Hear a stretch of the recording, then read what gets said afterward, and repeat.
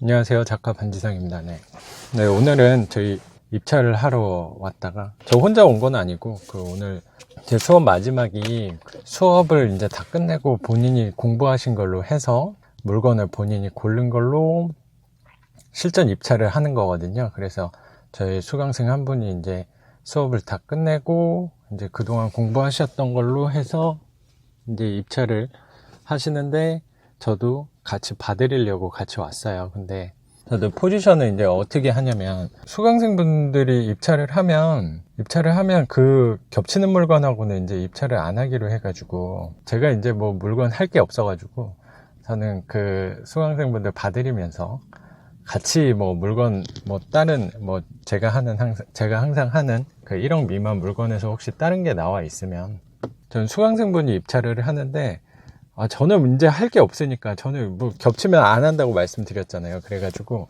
저는 어차피 입찰하는 물건이 1억 미만 물건이니까 그 수강생분이 하시는 물건 이외에 그날 나온 것들을 그냥 하나 들어가는 거예요. 거의 의미 없이 그냥 운이 좋게 하나 걸려라 뭐 이런 식으로 들어가는 포지션으로 지금 취하고 있어서 낙찰이 되고 안 되고는 그 본인의 운명이라고 저는 생각을 하고 있기 때문에 요새 운을 많이 믿고 있습니다. 그래서 뭐 주는 당연히 제 수강생이 되시는 게 낙찰이 되시는 게 더 좋은 것 같고 저는 사실 요새 뭐 공실이 많아서 지금 뭐 돈이 좀 많이 묶여 있어요. 그래서 어쩌면 되는 게 또 안 좋은 걸 수도 있어서 그래서 그냥 운에 맡기는 이 낙찰되는 거는 운에 맡기는 걸로 해서 지금 법원 앞에 와 있어요. 그래서 제 수강생분 기다리면서 지금 촬영을 하고 있습니다. 또 이 시간을 그냥 기다리기만 하는데 시간을 좀 소모하면 좀 아까우니까 또 이 시간 활용을 되게 제가 생각해도 되게 잘하고 있는 것 같네요. 이런 측면에서 유튜브가 되게 좋은 것 같아요. 뭔가 빈 시간을 좀 낭비하지 않고 활용한다는 측면 그런 생각들이 좀 드는 것 같아서 근데 제가 최근에 수업 개강을 했는데 제가 생각해도 요새 되게 저보다 훌륭하신 분들이 되게 많이 오시는 것 같아요. 또 최근에는 뭐 제가 수업을 좀 소수로 하고 있다 보니까 좀 얘기는 되게 많이 하려고 해요. 소수로 진행하면 장점이 그분들의 살아왔던 얘기들 그리고 뭐 투자에 관심을 부동산 투자는 어떻게 하셨고 아니면 뭐 당연히 초보자분들도 계시고 저보다 더 크게 하시는 분들도 계시는데 그리고 뭐 사업도 막 크게 하시는 분들도 계시고 근데 최근에 인상 깊었던 분이 그분이 한 11 아파트 대다수가 아파트죠.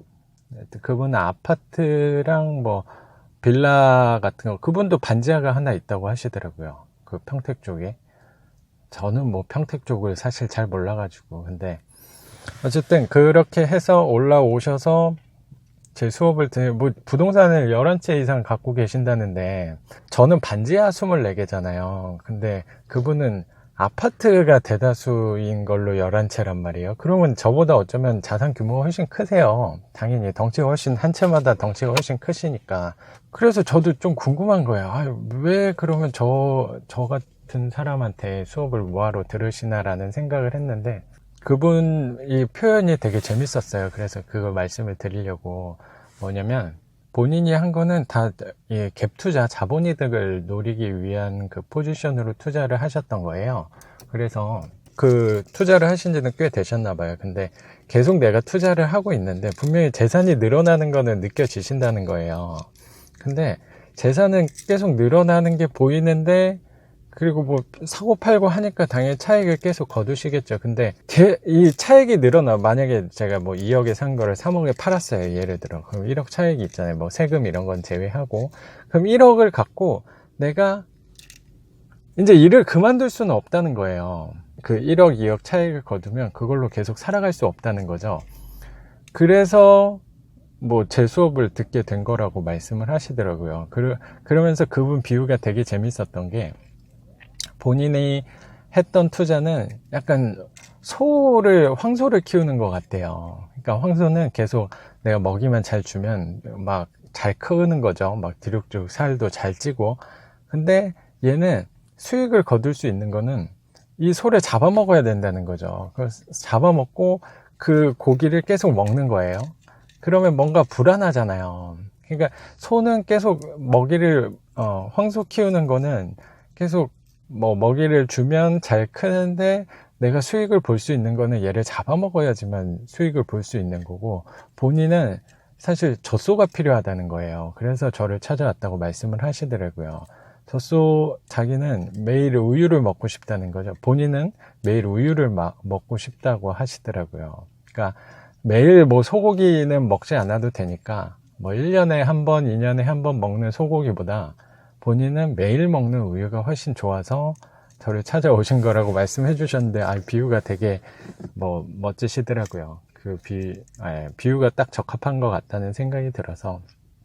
그러니까 저도 사실 요새 되게 재밌는 게, 제가 회사 생활을 했으면 이런 분들을 제가 어떻게 만났을까라는 생각이 들더라고요. 그리고 그 아파트를 11채를 보유하시고 거래를 하셨다는 거는 훨씬 저보다 이런 구력이 훨씬 훌륭하시잖아요. 그리고 이 자산 규모도 당연히 더 크시고. 근데 내가 어떻게 이런 분들하고 수업을 진행을 하는 건가, 오히려 내가 더 이분들한테 많이 배워야 될 것 같은데 라는 생각도 사실 많이 들고 있어서 되게 더 열심히 해야겠구나, 되게 겸손하고.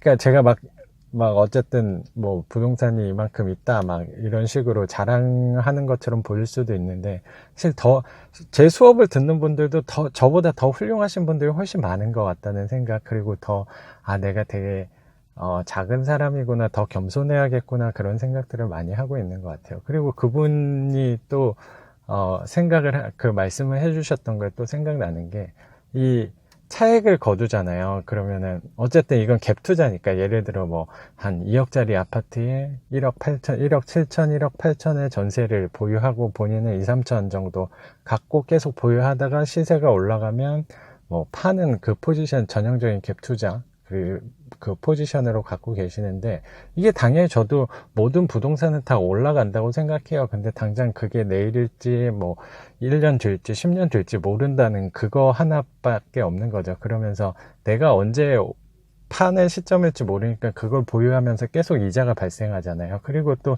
갭 투자의 가장 큰 뭐 취약점이라고 저도 생각하는 게, 이건 뭐 제가 그 현금흐름 투자, 월세 투자를 하면서도 사실 마찬가지라고 생각을 하는데, 이게 세입자가 이사를 간다고 하면, 그러니까 내가 보유하고 있는 기간이 1년이나 2년이 지나면 그 세입자가 이사 갔을 경우에 내가 보증금을 빼드려야 되잖아요. 근데 월세 같은 경우는 저는 보증금이 뭐 500에서 2천만 원 정도 사이니까 보통 대다수 있는 것들이 보증금은 1,000만 원이거든요. 1,000만 원 정도, 뭐 1,000만 원도 당연히 큰 돈인데, 이게 세입자가 당연히 1,000만 원 세입자가 이사 가면서 새로운 세입자가 바로 이어지면 당연히 가장 이상적인 거죠. 근데 그 1,000만 원 정도 이상적인 건데, 그걸 사실 맞추기가 생각보다 쉽지 않은 거죠. 근데 1,000만 원 정도 되게 큰 돈인데, 그 전세로 보유하고 있었던 그 세입자가 만약에 이사를 가신다면, 만약에 뭐 1억, 2억 이런 세입자가 만약에 이사를 가시면 요새 대출 받기도 어려운데 이게 쉽지가 않은 거죠. 그분 또 말씀하셨던 게, 본인이 잠이 안 오신다는 거예요. 저도 그 마음이 조금 이해가 가거든요. 규모에 있어서 분명히 저보다는 보증금이 훨씬 컸기 때문에, 저는 규모가 조금 작아서 또 했지만, 이 보증금 빼드리면 뭐 돈도 줄어드는 것도, 근데 그게 부족하면 어디서 또 융통을 해오나, 그런 문제 때문에 밤에 잠이 안 오신다는 거예요. 근데 저는 1, 2천만 원이잖아요. 근데 그분은 뭐 1, 2억, 3억 뭐 이런 규모로 보증금이 왔다 갔다 하니까, 당연히 갭 투자에 있을 때 당연히 집값이 올라갔을 때 차익을 보는 그 재미는 정말 있겠죠. 소고기가 사실 우유보다 더 맛있잖아요. 저도 뭐 맨날 소고기 먹고 싶은데, 이게 뭐 먹고 싶다고 맨날 먹을 수 있는 건 아니니까요. 네, 그래서 분명히 뭐 현금흐름 투자든 자본이득 투자든 다 장단점은 있을 거라고 생각은 해요. 근데 저는 그런 부분에 있어서 훨씬 더 갭 투자, 그 자본이득 투자하는 게 마음 관리하는 게 조금 더 불편했다는 생각이 들어서, 저는 그래서 뭐 작은 부동산이지만 이 현금흐름 투자가 훨씬 좋습니다. 사실 저는 이 반지하 부동산을 팔려는 포지션으로 들어가는 게 아니어서, 뭐 시세 차익, 이거 뭐지, 시세 차익 노리기도 사실 쉽지 않잖아요. 네. 그러면 오늘은 여기까지 하겠습니다. 예, 그 수강생께서 오신 것 같네요. 감사합니다. 작가 반지상이었습니다. 그럼 또 내일 뵙겠습니다. 감사합니다.